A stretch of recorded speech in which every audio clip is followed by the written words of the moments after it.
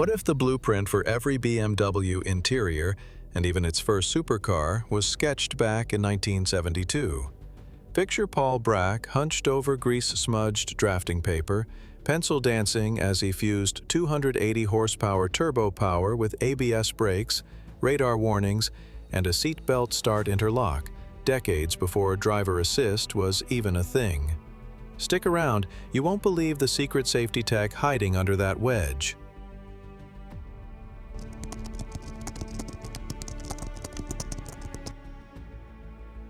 Today, we're diving into BMW's wild 1972 turbo concept.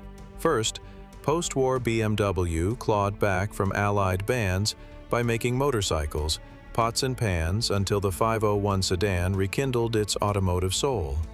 Then, in 1970, BMW hired Paul Bracq, fresh off the Mercedes 600, to own their design language. In '72, he unleashed an inside-out wedge that put you, the driver, at the center.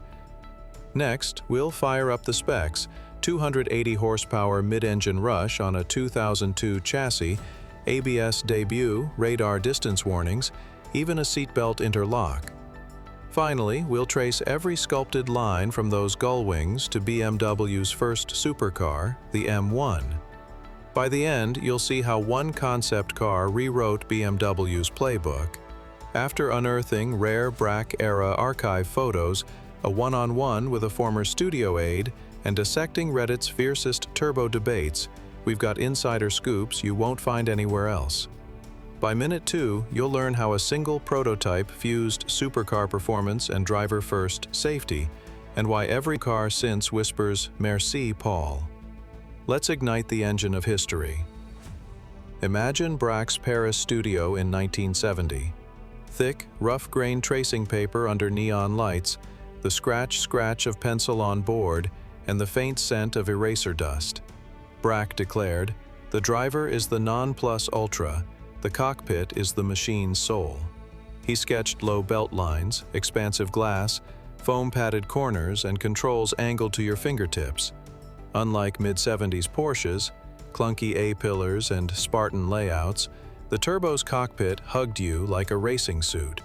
At a recent vintage rally, first-time drivers slid in under those Gullwing doors, eyes wide. One whispered, "It's like stepping into a jet cockpit." Their hands hovered over the tiny steering wheel, marveling at how snug yet open it felt. That human-first philosophy rippled through BMW, the angled center stack on the E21, the driver-centric dash in the E30, all the way to today's M3.